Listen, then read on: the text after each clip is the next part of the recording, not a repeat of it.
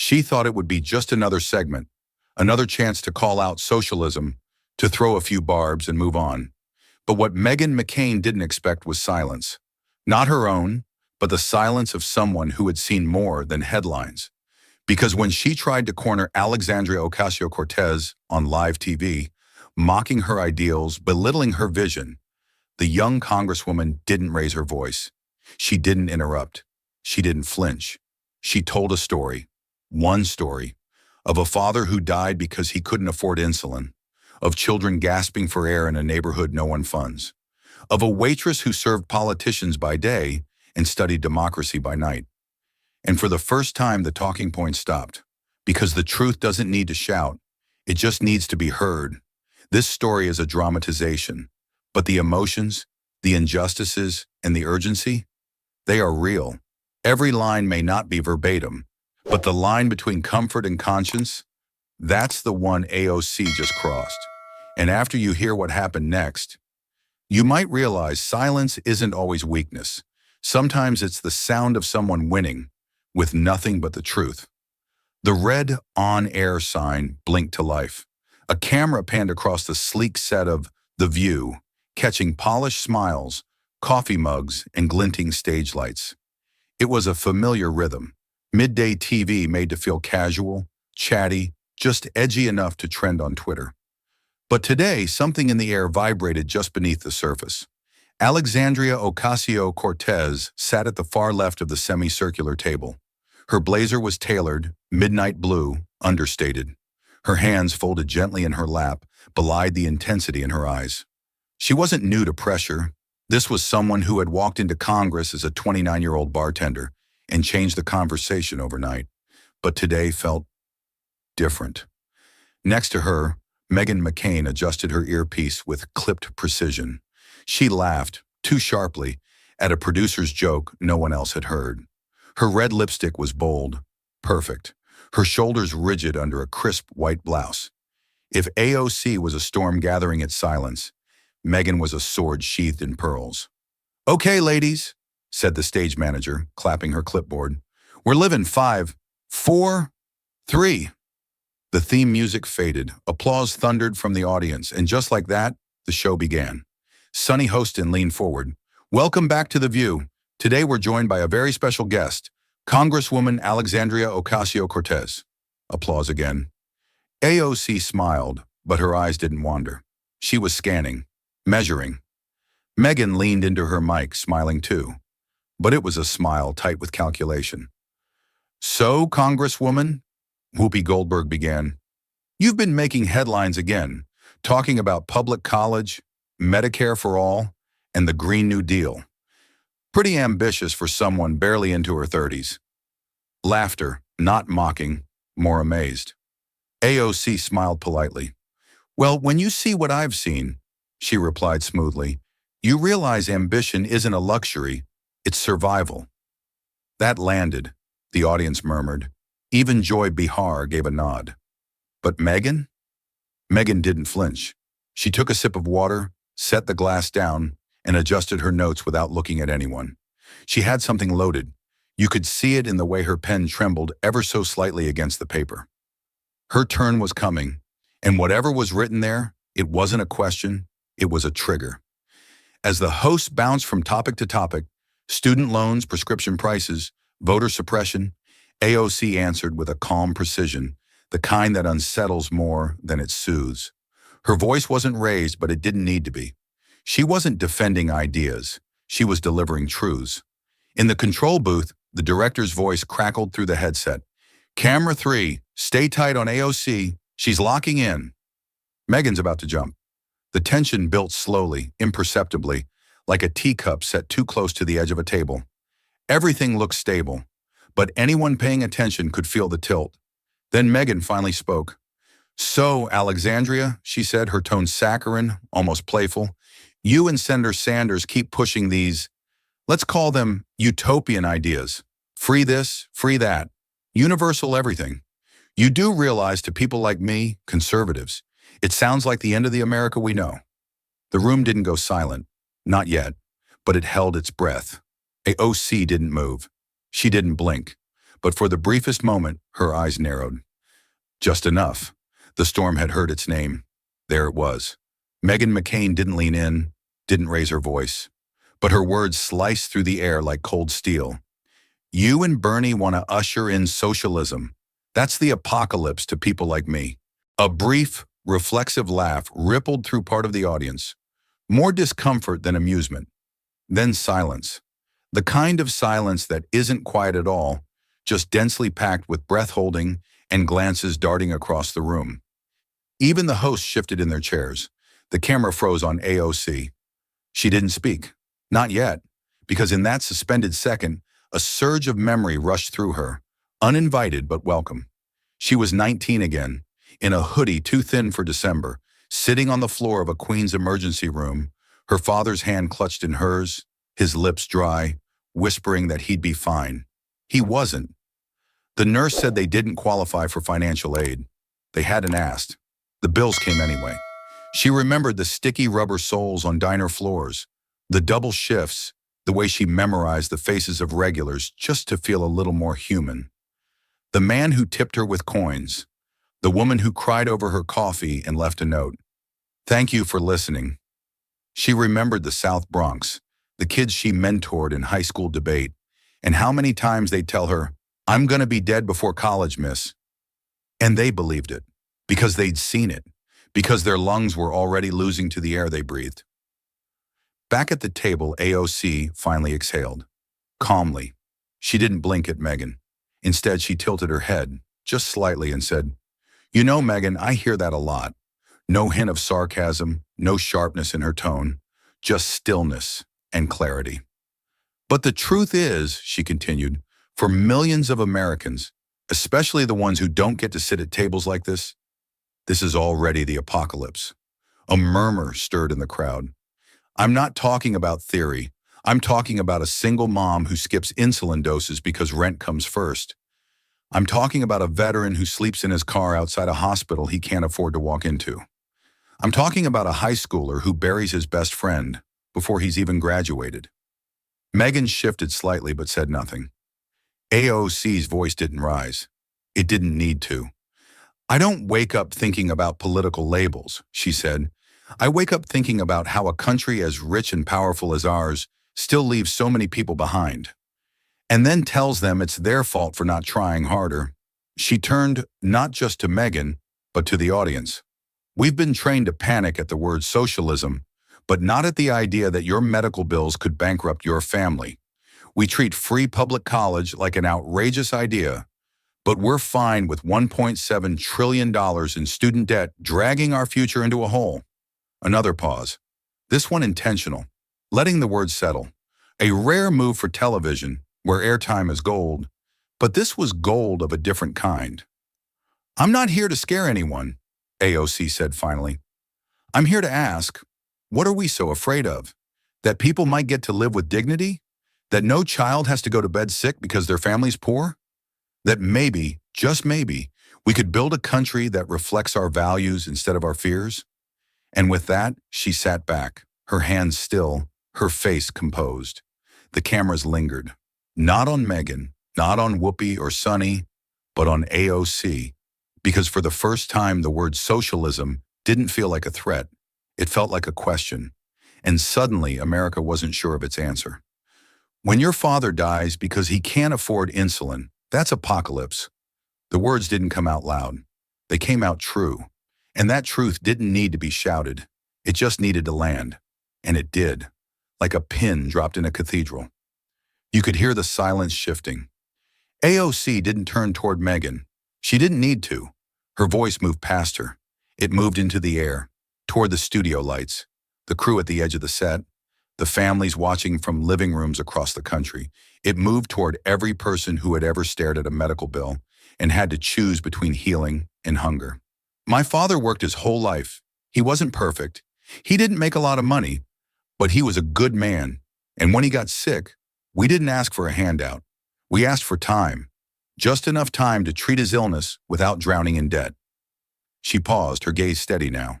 The studio lights reflected softly in her eyes, but what they couldn't catch was everything behind them. The long nights, the tears behind locked doors, the questions that never got answered. But there was no time, not in the system we built, not when profit comes first and people come last. So I've lived it, not just read about it, not theorized it in a white paper. I've buried it. That's not a theory. That's a funeral. A shift, almost imperceptible, ran through the audience. It wasn't pity. It was recognition. Quiet, painful recognition. We keep talking about capitalism like it's sacred, like it's always been fair. But nearly 60% of American workers make less than $40,000 a year. That's not a statistic. That's a sentence. One that keeps people in jobs they hate, in apartments they can't afford, in debt they can't escape. And then we wonder why people are angry. We wonder why they feel forgotten. She glanced briefly at Meghan, not with hostility, but with a kind of measured sorrow. What sounds like socialism to some people sounds like survival to the rest of us. Her tone remained level, but the message pierced clean through. I'm not interested in scaring anyone, but I do think we need to be honest, because right now we have a system that calls tax cuts for billionaires freedom, but calls student loan relief radical. We approve bloated defense budgets with a voice vote, but when we talk about covering insulin, suddenly it's too much. AOC leaned slightly forward. If giving everyone access to a doctor or making sure a kid can go to college without carrying debt for the next 30 years, if that's the apocalypse to you, then maybe the version of America we've been living in needs to change. There was no applause, not yet. The silence wasn't rejection, it was digestion, the kind that comes before people decide whether to clap or question themselves. She softened just a touch. People don't need perfection. They don't need ideology. They need policy that meets them where they are and helps them get to where they deserve to be.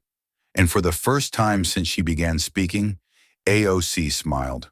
Not for the camera, not for the room, for the memory of her father, for the girl she once was, for the millions who still don't have a mic, but have everything to say.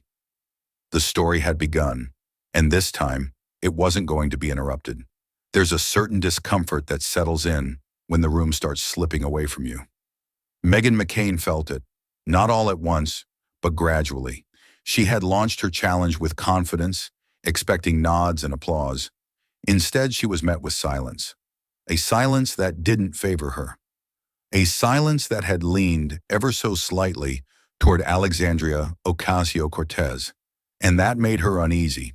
She straightened in her seat and reached for her cue card again, her fingers tensing just enough to reveal it. Her next words came quicker, clipped at the edges, laced with a tremor she likely hoped wouldn't carry through the mic. "Okay," she said, forcing a smile that didn't reach her eyes. "That's a compelling story, Congresswoman. But who pays for your fantasy?" The word fantasy hung in the air like a smirk. She let it linger, as if daring the audience to recoil. Some did. "You keep saying things like free college, free healthcare, dignity for everyone. And I get it. It sounds nice." Meghan's tone tightened. "But nothing is free. Somebody always pays, and usually it's the people who work the hardest." She scanned the audience, this time looking for reinforcement, but the energy had shifted. The applause lines she was used to drawing didn't rise up. So she leaned into something more familiar: control. "I come from a military family," she continued. "I know what service looks like. I know what real sacrifice is. And what I'm hearing here is the same recycled dream that if we just hand out enough, if we just redistribute enough, everything will magically get better." AOC didn't interrupt. She watched, calm, eyes steady, lips pressed together. "Listening," Meghan pressed on. "There are people in this country who get up at 5 a.m., who work 2 jobs, who still manage to raise their kids without asking for a dime.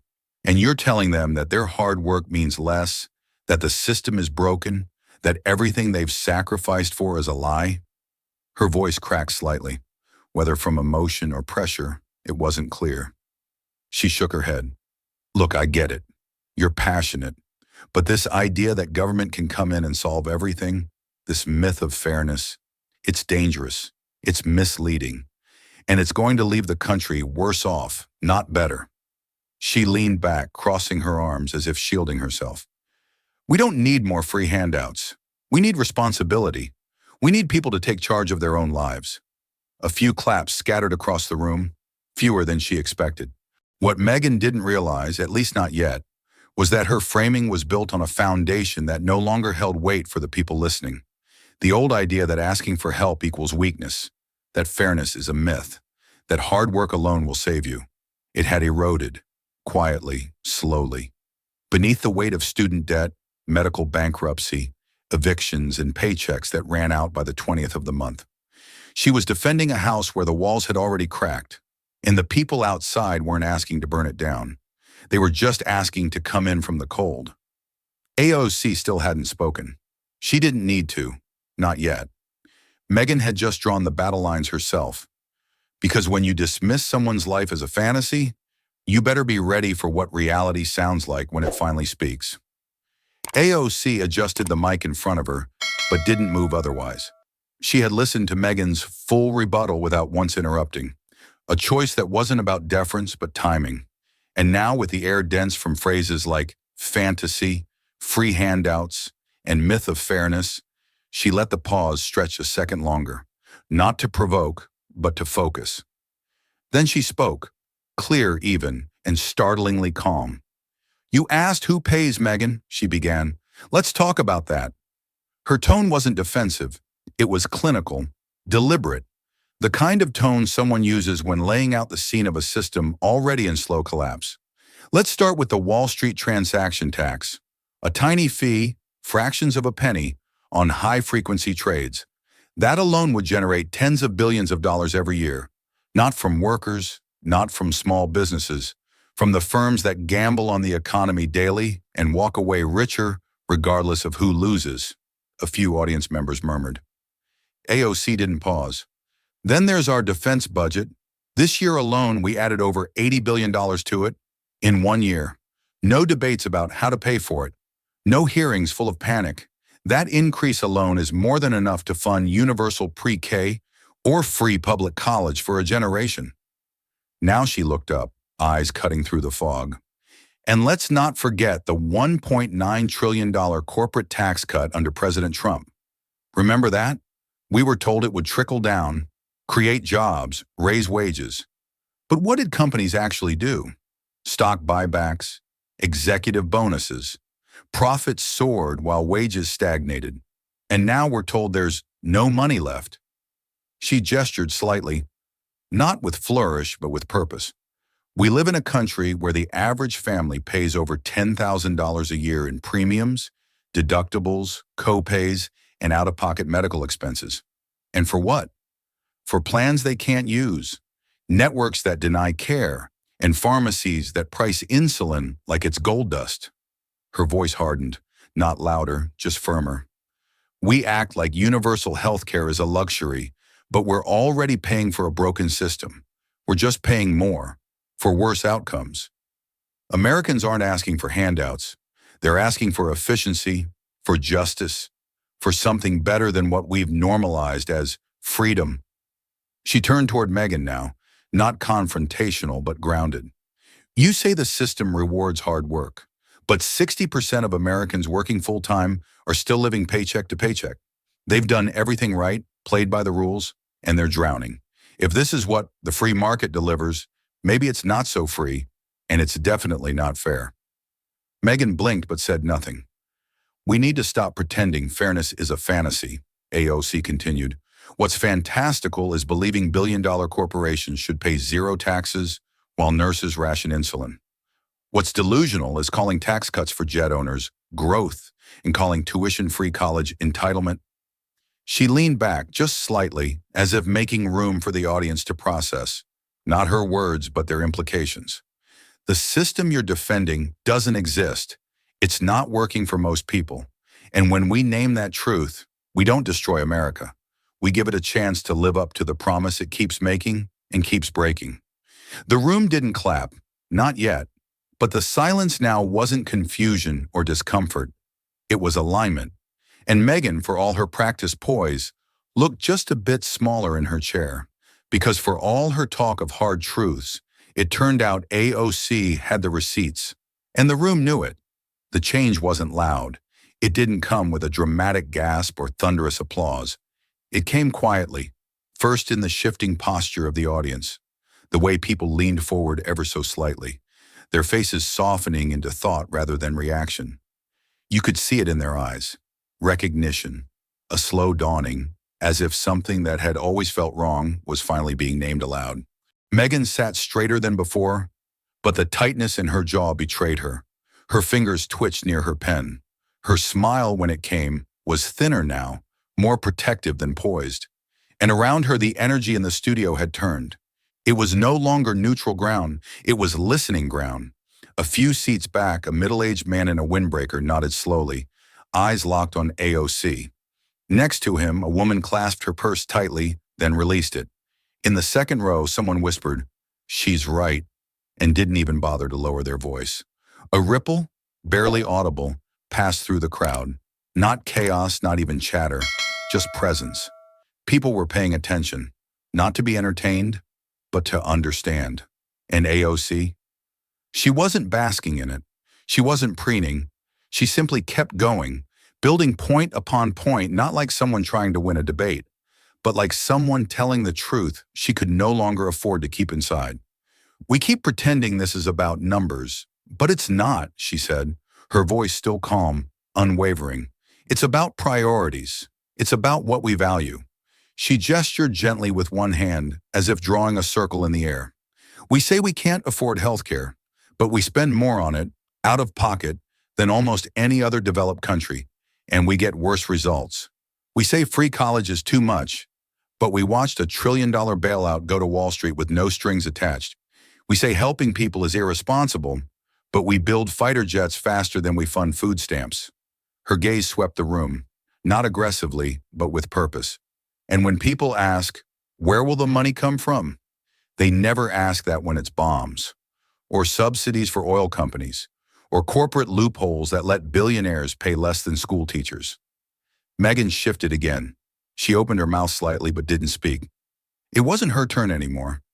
And maybe for the first time on national television, she realized she had ceded something that couldn't be reclaimed by interrupting. AOC leaned forward just slightly, her elbows still off the table. Her words slowed now, as if lowering themselves into place with intention. "There's always money for war," she said, pausing, "but never for healing." That pause hung like a bell note in the rafters. "That's not economics," she continued, her voice quiet but steady. "That's values." And there it was. Not a mic drop, not a performance, just a sentence, heavy with truth and impossible to unhear. The audience didn't erupt. It sat in that moment, holding it, letting it settle in bones and memory. Even the hosts, usually quick to pivot, didn't fill the space. They knew something had shifted too. This wasn't just a policy exchange anymore. It was a moral reckoning. And as the segment moved toward break, Meghan's smile returned. But this time, it didn't land. Because the room no longer belonged to her rebuttals or her certainty. It belonged to the woman who had just redefined the terms of the conversation. Not by overpowering, but by unveiling. What came next was no longer a question of sides. It was a question of conscience. There was a brief moment of silence after the commercial break, but it wasn't the quiet of rest. It was the kind of silence that follows a turning point. AOC sat steady, her demeanor unchanged, but everything in the room had shifted. And when the topic turned, as it always does, to climate policy, Meghan reached for a lifeline she didn't know was fraying. "I think a lot of Americans are just tired of being lectured about climate change," she said, her voice clipped but trying to stay composed. "It comes off like an elitist obsession. People in middle America don't have time to think about carbon footprints when they're trying to keep their lights on." A few heads nodded, but it was hesitant. Meghan was banking on an old divide. The idea that environmental concern was a luxury of the coasts, of wealthy liberals sipping oat milk lattes, while the rest of the country struggled with gas prices. But AOC didn't meet the comment with statistics or sound bites. She met it with lived truth. "Elitist," she repeated softly, not as a rebuttal, but as an invitation to examine the word. "Let me tell you about the South Bronx." Her voice was quieter now, slower, more deliberate. There's a little boy I met there last year, Marcus. He's 6. Bright eyes, big smile, loves dinosaurs. Has asthma so bad his mom keeps a nebulizer in her purse. He's been to the ER 11 times since he turned 4. Not because he smokes, not because of genetics, because of where he lives, because the air in his zip code is so polluted from decades of industry, truck traffic, and neglect that his lungs are at war before he's even in 2nd grade. The room stilled again. A few gasped. Meghan shifted, arms crossed. Tell his mother, AOC said, that clean air is an elitist concern. She didn't wait for a response. She moved seamlessly to Flint, Michigan. You remember Flint, right? Where families turned on their faucets and poured out poison, where mothers boiled water just to bathe their babies, where government after government told them to wait, to be patient, to stay quiet. She shook her head. I've sat in those kitchens. I've seen the bottled water stacked like furniture. I've looked into the eyes of parents who wonder if their children's brains have already been permanently damaged by decisions made hundreds of miles away. They don't need lectures. They need justice. Meghan's mouth parted slightly, but the words didn't come.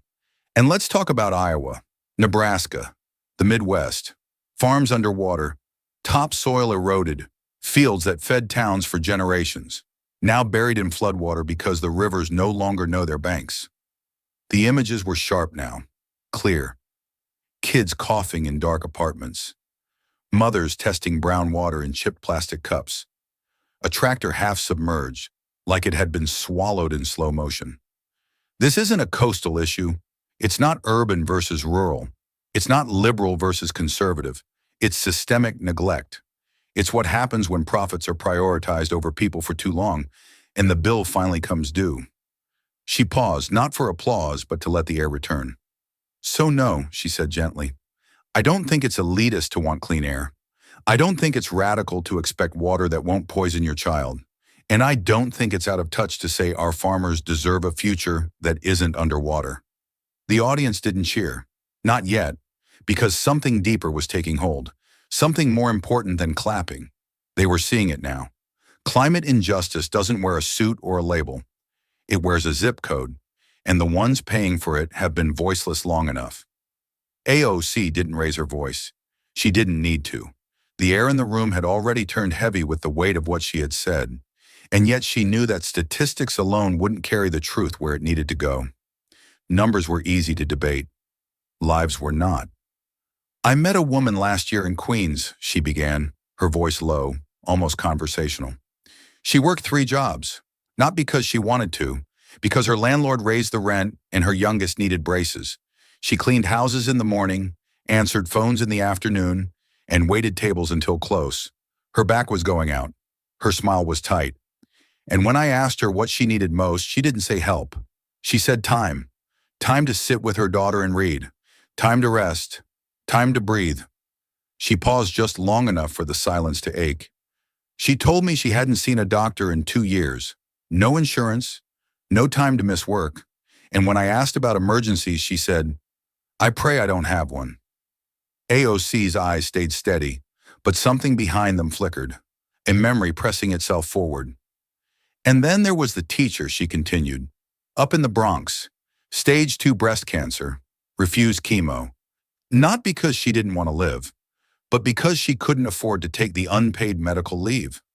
She said she'd rather die on her feet in the classroom than die broke in a hospital bed. The words were matter of fact.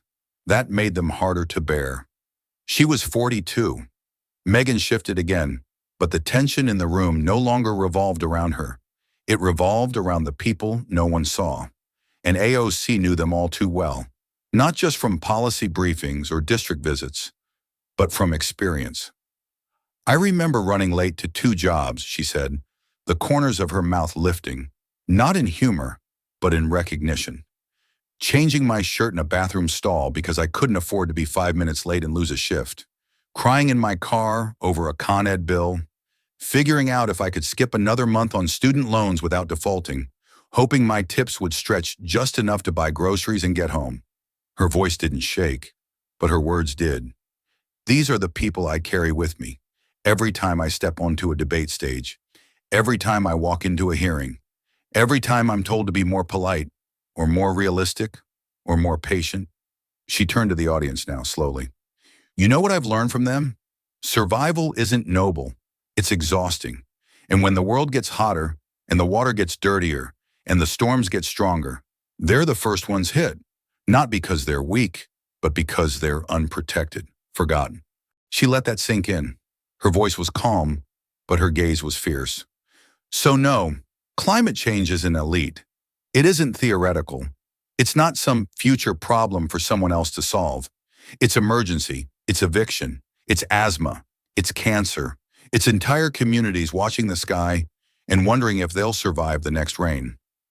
The room was still again, but this time the stillness felt earned, like a hush at the end of something sacred. And if we're not willing to fight for them, she said, then what exactly are we pretending to govern for? It wasn't rhetoric, it was indictment, not of one person, but of a system that could listen to stories like those and still shrug. By now, the tempo of the conversation had changed entirely.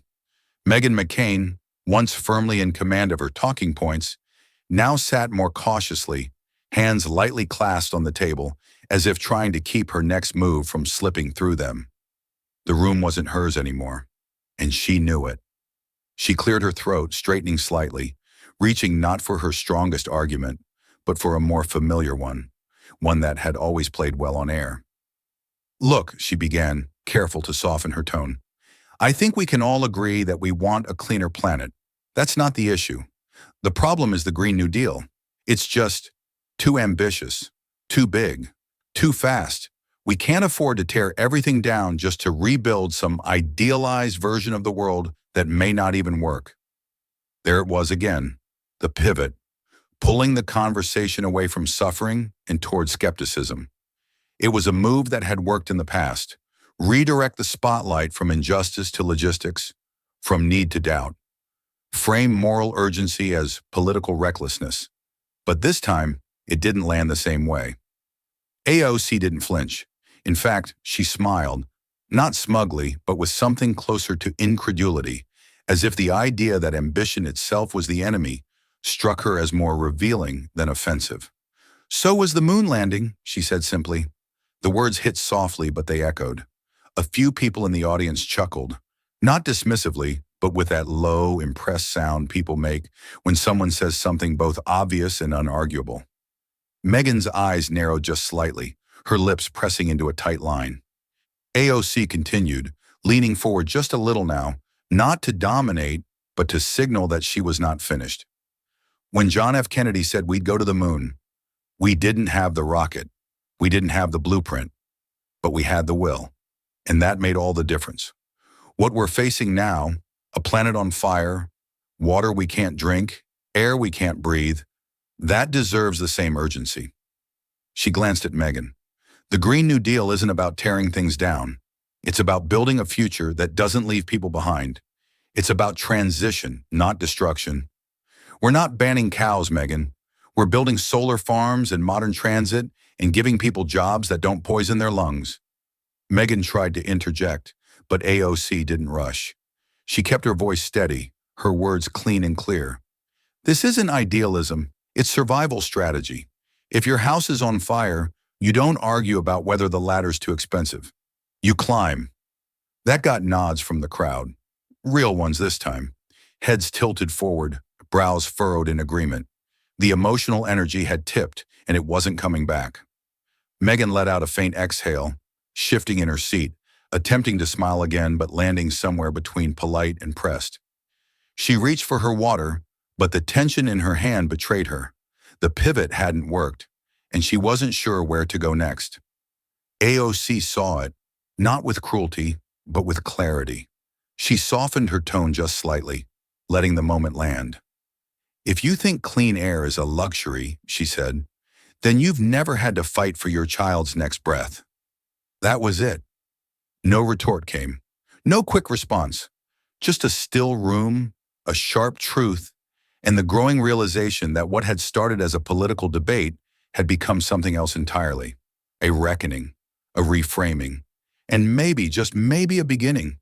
There's a certain pressure that builds when your argument doesn't land the way you expected it to, when you toss out your best line and it disappears into a sea of silence, or worse, into thoughtful nods for the other side. Meghan McCain could feel that pressure. It pulsed just beneath the collar of her blouse, tightening with every calm, measured sentence AOC delivered. And something about the way AOC refused to escalate, refused to match heat with heat, made that pressure unbearable. So Meghan cracked. "Okay, you know what?" she snapped, cutting in sharply. "This is exactly what drives people crazy." Her voice rose. Too loud for the set, just loud enough to stir discomfort. A few audience members leaned back slightly, as if the sound itself had knocked them off balance. Meghan pushed forward, gesturing with a mix of frustration and urgency. "You come on here with your talking points and your polished stories, and you make everything sound so easy. But real life isn't a TED Talk. You don't just wave a magic wand and fix the economy with solar panels and good intentions." AOC didn't move. She didn't raise an eyebrow. She just listened, hands still, face unreadable. That lack of reaction unnerved Meghan even more. "You act like anyone who disagrees with you is heartless or uninformed," Meghan continued. "But there are real concerns. There are real people out there who don't want their tax dollars funding your dream projects, and every time we raise those concerns, we get painted as villains. It's exhausting." There it was, emotion, unfiltered and raw. It might have worked better if the room hadn't already started pulling away.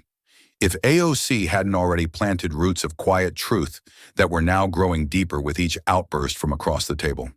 When Meghan finally stopped, the silence that followed wasn't stunned. It was patient. It was waiting. And AOC filled it not with defense, but with something even more disarming. Softness. "I understand that you're frustrated," she said, her voice steady and low. "I really do. But I didn't come here to villainize anyone. I came here to tell the truth as I've lived it, and as millions of others are still living it." She leaned in just a little, not aggressively, just close enough to close the emotional distance Meghan had widened. "I don't think everyone who disagrees with me is heartless, but I do think a system that tells people they're asking for too much when they want clean water, health care, or a living wage, that system is." The contrast was striking. Meghan had filled the air with volume. AOC was filling it with weight, and it was the weight, not the noise, that stuck. "Sometimes people mistake calm for weakness," AOC added, "but for some of us, staying calm is survival. We don't raise our voices because we were taught early on that when we do, we're dismissed. We're labeled angry, emotional, dangerous. So we learn to channel it, to translate pain into policy." The room settled again. The camera light softened on her skin, but her presence only seemed to grow. "So I won't yell," she said, "but I will speak. And I'll keep speaking, even if it makes people uncomfortable, especially then." Meghan sat stiffly, lips pressed together, eyes unfocused. She wasn't ready to speak again, not yet. Because when someone meets your fury with grace, it doesn't feel like losing a fight. It feels like looking in a mirror you weren't prepared to face. And AOC, without raising her voice once, had just shifted the entire conversation again. Not with power, but with poise. It wasn't a single moment that tipped the room. It was accumulation.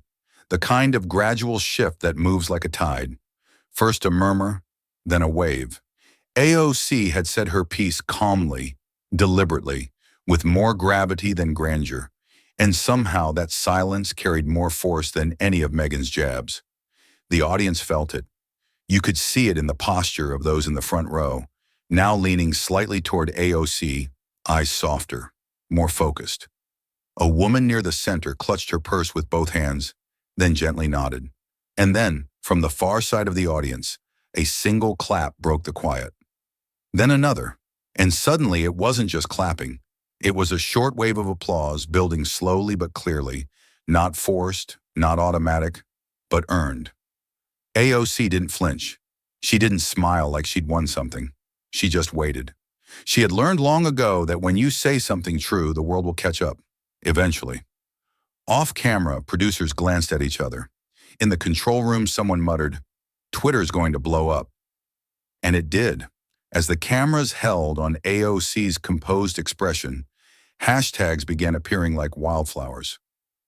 Hashtag AOConfire, hashtag not angry, just honest, and the most viral of the bunch. Hashtag she didn't raise her voice. Clips circulated within minutes. 30-second snippets of AOC talking about clean air and asthma, about silence as survival. View counts surged while the show was still airing. Political commentators started quote tweeting before the credits even rolled. It was no longer just a conversation on a talk show. It was a moment, and Meghan could feel it slipping. Her shoulders pulled back, but her voice cracked slightly as she re-entered the conversation. "I'm just saying," she insisted louder now, her tone sharper than before. "You can't expect the government to fix every problem. That's not how real life works. That's not how freedom works. People have to take responsibility. We can't just throw money at things and hope they get better." The words came faster now, bundled together in a tangle of familiar phrases.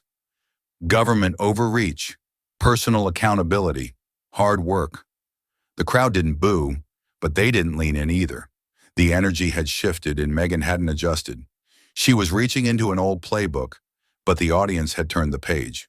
"You talk about healthcare, college, climate like they're rights," Meghan added, "but where does it end? At what point are we just paying for everyone else's choices?" It was meant to sound principled. Instead, it sounded panicked. AOC didn't rush to respond.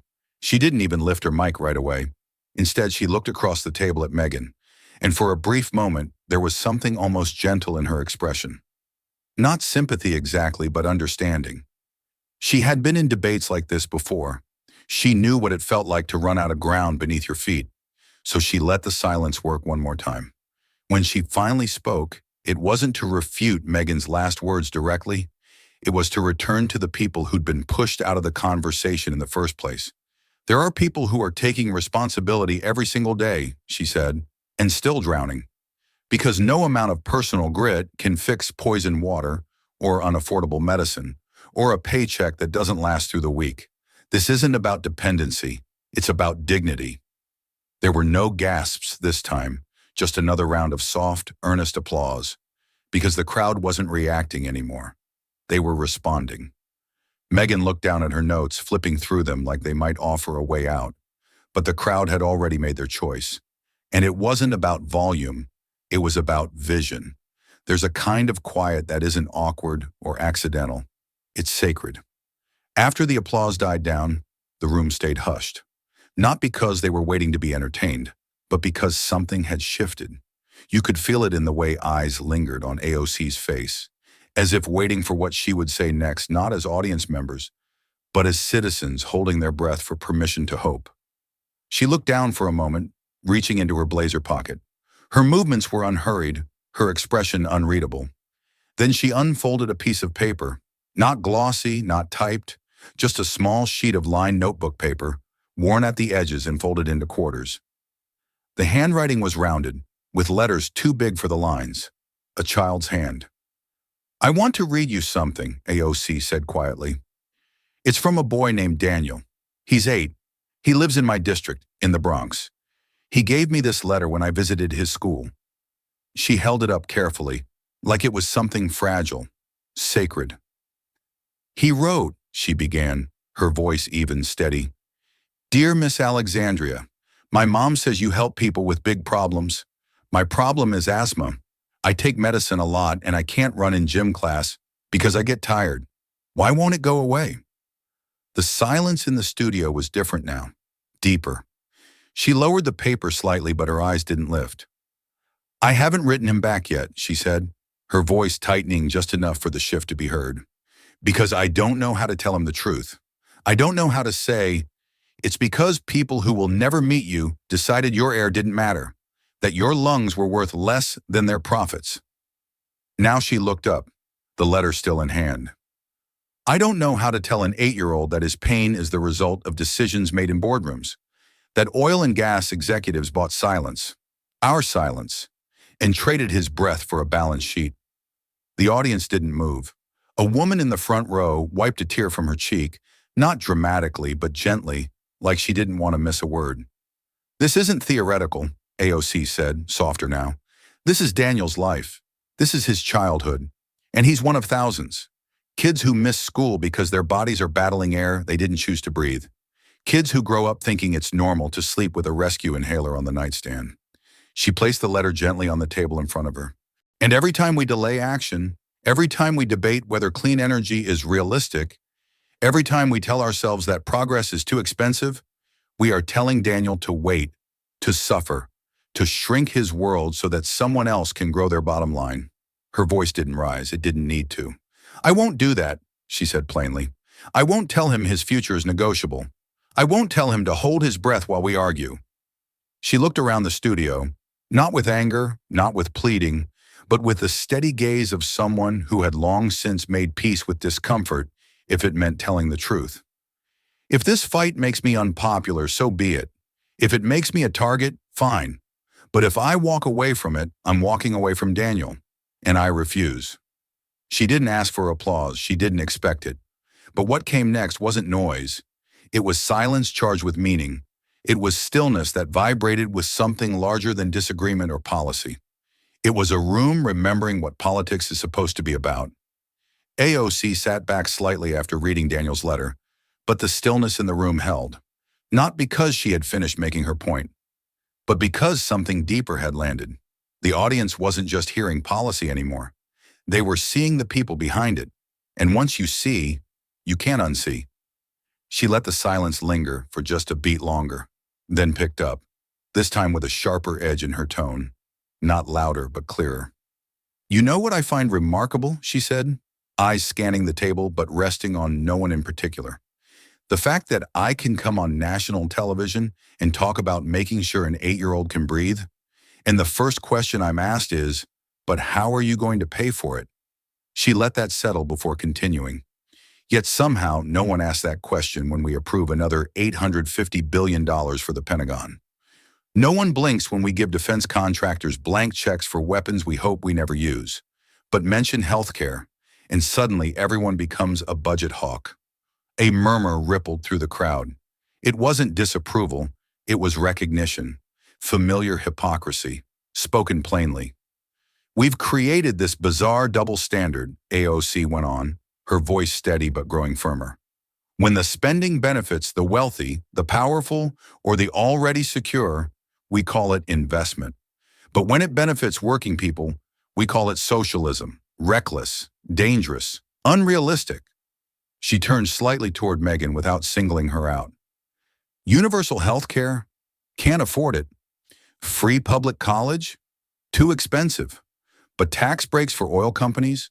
Or billion-dollar bailouts for banks? No problem. No questions asked. Just the cost of doing business. Her gaze swept the room again. You know what else was called socialist? She asked, letting the question hang for a breath. Social Security, Medicare, two of the most popular and life-saving programs in American history. Programs that have lifted millions of seniors out of poverty, that give families some measure of security when everything else feels like it's slipping away. She leaned in again, voice softening just slightly. Not for effect, but because she was moving into something more personal. My grandmother wouldn't have made it without Social Security. She lived on the edge her whole life, and every month that check was more than money. It was dignity, stability. It was the reason she didn't have to choose between medicine and rent. She looked out toward the audience. And I don't hear anyone calling for us to repeal those programs. Not seriously. Not if they want to stay in office. There were a few soft laughs, but mostly there were nods. So the question isn't whether we can afford these things. It's whether we're willing to admit what we've already chosen to fund and who we've chosen to leave out. AOC paused, then delivered it clean. We've spent decades writing blank checks for endless war, but when it comes to healing our own people, suddenly the pen runs dry. That line didn't just resonate, it cut. The contrast was too stark to ignore. The audience, once hesitant, now seemed firmly in her corner, and she wasn't done. I'm not asking for special treatment, she finished. I'm asking for equal priorities. For us to stop pretending we're broke every time a working-class family asks for air, for medicine, for a shot at a better life. There was no shouting, no fists slammed on tables, just the undeniable clarity of being called out with facts that don't flinch. Because in that moment, AOC hadn't just exposed the hypocrisy, she'd held up a mirror and dared the country to look. AOC didn't move right away after that last line. The silence had returned, not hollow this time, but dense, like the room had to expand to hold the weight of what had just been said. She looked down for a moment, then back out at the audience, her voice softer now but unmistakably resolute. You know, she began slowly, I didn't grow up in church every Sunday, but my family taught me something deeper than ritual. They taught me reverence. Reverence for people, reverence for truth. And I've been thinking a lot lately about the words we use when policy fails. She paused again, eyes steady. I've been thinking about the old scriptures, and one line keeps echoing in my head. Her voice dropped a register, not theatrical, just honest. Woe to those who praise profit while their neighbors drown. It landed not like a quote, but like a warning. And I say that, she continued, because we've built an economy that worships growth while letting the people who create it fall through the cracks. We've normalized a system that celebrates billionaires for blasting themselves into space while teachers buy their own supplies and single moms ration asthma medicine. Now she stood, not dramatically, not defiantly, just enough to meet the moment where it had arrived. We cannot keep calling this freedom, she said, when it only works for the few. We cannot keep pretending this is the American dream when it functions like a gated community. Meghan shifted in her seat again, but she didn't speak. The weight of the moment had pushed past her. AOC took a breath and turned her gaze directly toward the camera now, as if narrowing her words into a single beam aimed through the lens and into every living room watching. We throw billions at defense contractors. We subsidize fossil fuel companies who poison our water, destabilize our climate, and then ask the poorest to pay the highest price. We call that economic stewardship. She shook her head gently. We fund death with urgency, and then debate healing like it's optional. Then came the pivot, not just in tone, but in focus, from policy to principle. Let me ask you something, she said plainly. If democracy costs less than a drone, why are we afraid to buy it? That one hung in the air longer than any other, because everyone in the room, whether they wanted to admit it or not, knew it was true. We always have money to surveil, she continued. We always have money to detain, to deport, to punish. But when it comes to feeding, housing, educating, or healing, we hesitate. She stepped forward just slightly, but her voice remained grounded. This is not about budgets. This is about belief. It's about who we are when no one's watching. It's about what we value when profit isn't the prize. There was a pause, deeper now. Someone in the back of the audience whispered, "Wow," just loud enough to be caught by the mic. AOC didn't flinch. We say we love this country, she said. Then let's love its people with the same intensity. Let's put our money where our morals claim to be. Because if we can find trillions for war without question, then surely we can find enough for clean water, for medicine, for mercy. And with that, she sat down again. No flourish, no smile. But what she left behind wasn't just argument, it was conviction.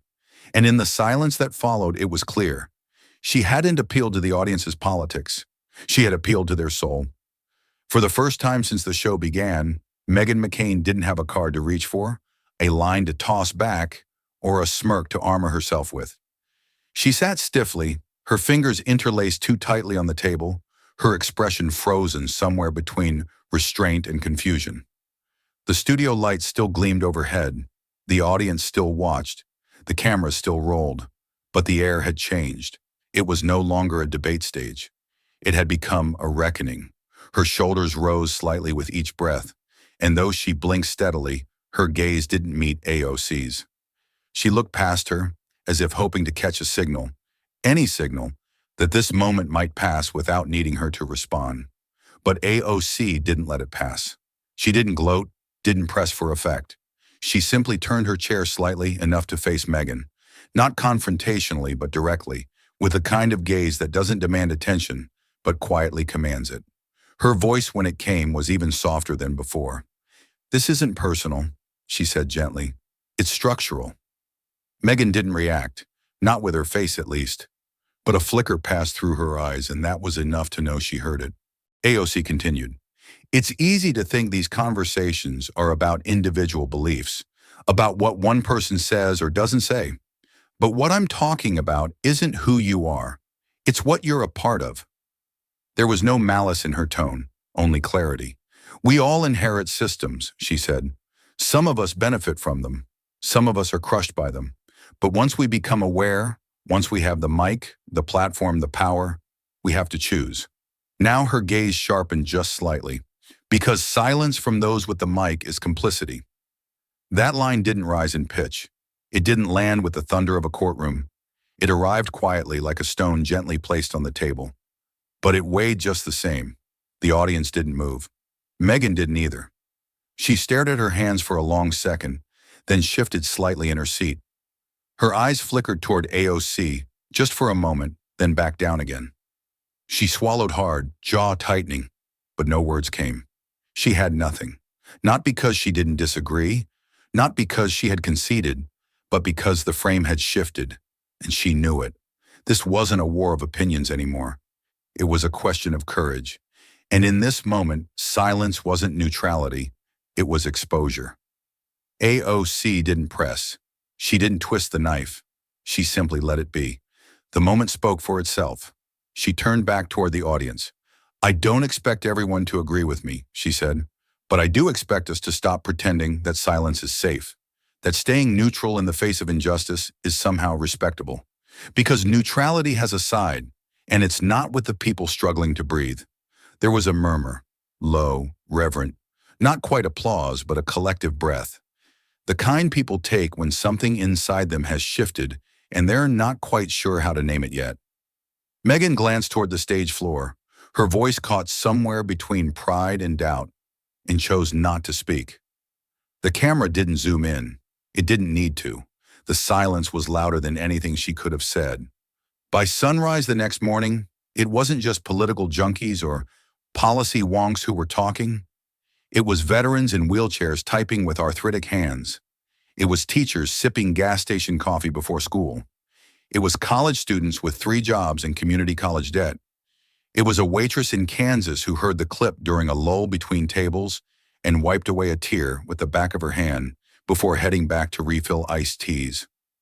The video had gone viral, not in the flashy, scandalous way, but like wildfire that finds dry grass. It spread because it found something ready to burn. On TikTok, a young man in uniform stitched the clip. I served 2 tours in Iraq, he said plainly, but I've never heard a politician talk about the cost of war like that. He tagged it, #she said what we feel. The hashtag exploded overnight. On Twitter, a nurse from Chicago wrote, AOC said what I couldn't say when my patient begged me not to call an ambulance because she couldn't afford it. It was retweeted 42,000 times in 12 hours. The late night shows jumped in, but not with mockery, this time with sincerity. Seth Meyers replayed the moment AOC asked, if democracy costs less than a drone, why are we afraid to buy it? The audience didn't laugh. They applauded. Then he turned to the camera and said, that's not a zinger, that's a wound. Trevor Noah dedicated a segment to breaking down her speech line by line. She didn't just school the room, he said. She reframed the assignment. Even traditionally skeptical pundits on CNN and MSNBC admitted that what AOC had done wasn't performative, it was transformative. She didn't win the argument, one anchor said. She changed the question. In local Facebook groups, moms shared the clip not because they followed politics, but because they recognized the exhaustion in her voice. One post read, I don't care if you love her or not. She's speaking for people like my dad, who worked 30 years and still couldn't afford to retire. Activists across the country started building around it. Sunrise Movement organizers dropped everything to launch a video campaign. She gave us the words, one said, now let's give them legs. Protest signs from Flint to Fresno began popping up with scrawled quotes from the episode. Healing isn't optional. Silence is complicity. There's always money for war. But it wasn't just the usual echo chamber. In a diner in Alabama, a former coal worker told a local journalist that he didn't agree with everything AOC said, but that girl's got fire. He leaned back and added, she didn't talk down to people. She talked up, with us in mind. Back in New York, AOC's office inbox flooded, not with lobbyist pitches or political strategy memos, but handwritten letters scanned by constituents. One from a 14-year-old girl in Queens said simply, "I want to be like you, not afraid." On Instagram, she shared that letter with a single caption, "You already are." The ripple had become a wave, not because AOC had gone viral, but because people felt seen. Her words weren't sound bites, they were mirrors. And for once, people across the country looked in and didn't just see failure or fear. They saw the fight inside them, articulated, respected, and finally believed. It didn't take long. Within 24 hours of the episode going viral, the counter-narrative kicked into high gear. The usual suspects lined up their talking points with precision. Fox News led the charge, slicing up the clip into out-of-context bites, looping the line about war spending with ominous background music. On-screen banners read, "AOC unhinged on national TV," and "Socialism goes prime time." They didn't engage with the substance of her message. They didn't mention the child with asthma, the waitress with medical debt, or the audience that had sat in stunned silence. Instead, they painted her as reckless, naive, a threat to American values. One host smirked while calling her a bartender turned budget analyst. Another warned their viewers that people like her are coming for your wallets, your suburbs, your way of life. But AOC didn't flinch. She'd seen this before. She knew the playbook, and more importantly, she knew something had shifted this time. The people watching weren't the same as before. They had felt something real, and no amount of spin could fully undo it. So when the right-wing fury crescendoed, she didn't meet it with fire. She met it with a smile. She posted a screenshot of a Fox News chyron that read, "AOC dangerous ideas from a radical leftist," and added her own caption, "If wanting healthcare, clean water, and living wages makes me radical, then maybe radical is what we need." The post racked up 500,000 likes in 2 hours. On Twitter, she followed up with her usual blend of wit and clarity. "Imagine thinking that giving insulin to diabetics is more dangerous than giving tax breaks to billionaires. That's the real radicalism." Cable anchors tried to frame her calm confidence as arrogance, but it didn't land, because what AOC projected wasn't smugness, it was groundedness. While critics yelled into microphones, she responded with stories, data, and a kind of humor that felt too sharp to dismiss and too warm to hate. The memes flooded in. One showed a picture of AOC holding a mic, overlaid with the caption, "Dangerous? Only to hypocrisy." Another read, "Fox called her radical. Nurses called her right." Meanwhile, on Capitol Hill, conservative lawmakers issued vague condemnations. One senator posted, "We will not allow socialism to destroy America." But his comment section betrayed the shift. Hundreds of replies asked what he planned to do about rising rent, unpaid teachers, or contaminated water. AOC noticed, and instead of going on the defensive, she leaned in. In an Instagram Live later that night, she spoke plainly to her audience. "They're scared, not of me, of you, of the fact that you're starting to believe your life should be dignified, that your work should matter, that your pain isn't imaginary, and your kids deserve more than survival." She sipped her tea, smiled, and added, "That's not dangerous. That's democracy." The clip spread even faster than the first, and somewhere between the viral tweets and the talk show shoutouts, it became clear. This wasn't just a PR storm, it was a paradigm shift. The attacks from the right were loud, but the silence from the people was gone, and what filled that space was not rage, but resonance. The kitchen light above AOC flickered faintly as she adjusted her phone on the counter for another Instagram Live. It was late, well past 11, but she knew these were the moments that mattered. Not the perfectly timed press briefings or the media cycles choreographed by consultants. It was here, raw and unpolished in the silence between outrage and action, where something real could still break through. She scrolled through a stack of mail beside her, fingers brushing over typed notes, crayon drawings, a folded napkin someone had written a message on. But one envelope stood out, weathered, hand-addressed, postmarked from Nebraska. She opened it slowly, reading first to herself, then aloud to the quiet hum of her audience. "Representative Ocasio-Cortez," she began, voice steady, "I didn't vote for you. Truth be told, I've said things about you around my table that I'm not proud of, but I've been listening, not just to what you said on The View, but what you've been saying long before that." She paused for a second, not for effect, but because the next lines felt different. "I'm a third-generation farmer in Clay County. This spring, my fields flooded. Again. The water isn't supposed to come up that fast, but it did. My lungs ache more than they used to, and I don't know if it's the pesticides or the air. My wife tells me I should get it checked, but I don't. You know why." AOC's voice caught slightly, not because she hadn't heard stories like this before, but because of what came next. "We've got a daughter, she's 9. Bright as a firefly, that one. She keeps asking me why the cows can't graze like they used to. I told her it's the weather, but she said, 'Daddy, weather doesn't break the same fence every year.' And I didn't have an answer." By now, the live chat had slowed to a crawl. Hearts floated up the screen, but no one was typing. Everyone was reading with her. "I don't agree with everything you say. I still bristle when I hear the word socialism. But when you said clean air is not a luxury, I felt that. When you said silence is complicity, I thought of every time I changed the channel instead of changing my mind." AOC looked straight into the camera then. Not dramatic, not teary, just present. "You said something else in that show. You said this isn't about left or right. It's about right or wrong. That stuck with me. So I'm writing you, not as a supporter, not yet, but as a neighbor, as a father, as someone who's scared and tired and wants something better for his little girl." She folded the letter gently, placing it beside the others. And then she spoke. Not with the fire she brought to the floor of Congress, but with the stillness of someone who had just heard truth echo from an unlikely place. "This," she said, "is what change looks like." And for a brief second, you could feel it. The story shifting, not because a politician scored a point, but because a man who'd never seen himself in her saw something he couldn't unsee anymore. From a farm in Nebraska to a kitchen in the Bronx, the arc of the story bent, not toward ideology, toward humanity. The next morning, the marble corridors of the Capitol hummed with the same tired routines.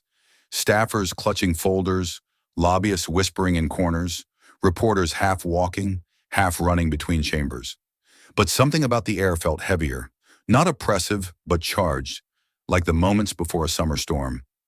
Inside the House chamber, Alexandria Ocasio-Cortez stood behind the microphone with an expression that wasn't fiery or defiant. It was centered, focused, the kind of calm that came not from silence, but from clarity. She began without theatrics.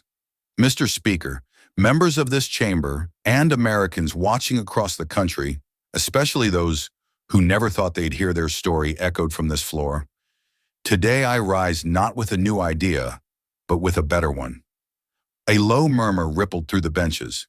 Her voice was steady, paced like a heart that had finally stopped racing. "I come to reintroduce a refined version of the Green New Deal," she continued, "one that doesn't ask rural Americans to choose between survival and sustainability. One that recognizes the pain of coal workers who were abandoned after their labor was exploited. One that offers a just transition, from pollution to participation, from extraction to dignity." Eyes lifted across the aisle. Her tone wasn't accusatory, it was invitational. "In this version," she said, "we fund soil restoration for farmers who've watched their land flood year after year. We partner with tribal communities to bring renewable energy to areas where the grid has failed for decades. And we support former oil field workers who know the land better than any of us in this room, with job retraining and guaranteed placement." She paused, not to gather herself, but to let the room breathe. "I'm not here to gloat, and I'm not here to compromise for the sake of theater. I'm here because I believe the only way forward is together. And together," she said, now turning slightly to the Republican benches, "does not mean uniformity. It means respect. It means inclusion. It means beginning from the truth that your child and mine both deserve clean water, safe homes, and a future that doesn't ask them to inherit our fear." Some heads nodded. Others stayed frozen in posture, but not in thought. She reached into her folder, pulled out a letter, familiar handwriting on weathered paper. "This letter came from Clay County, Nebraska," she said. "It's from a farmer, a conservative, a man who told me plainly, I didn't vote for you, but I've listened. My farm's flooded, my lungs ache, and my daughter deserves better. That's not partisanship, that's citizenship. AOC looked out across the chamber, eyes soft but unshaken. We often say things in this body like, the American people are watching, but today they're not just watching, they're waiting for something real, for leadership that doesn't weaponize pain but responds to it. So I say this to my colleagues across the aisle. You are invited not to yield but to shape, not to surrender but to build. A rare silence followed, not hostile but reflective. And somewhere behind her, a Democrat who had once called her proposals unrealistic, now shifted forward in his seat. Across the aisle, a young Republican from the Midwest, newly elected, barely known, scribbled something quietly in the margin of his notepad. AOC stepped back, her message not just delivered, but planted. Outside the chamber, the press waited. The tweets would come, the noise would rise again. But in this room, on this day, what had been said could not be unsaid. Because this time the proposal didn't arrive like a demand. It arrived like an invitation. A week had passed, but the air in the studio still held the tension of something unresolved.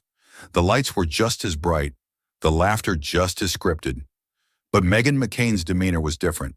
She wasn't combative, nor was she retreating.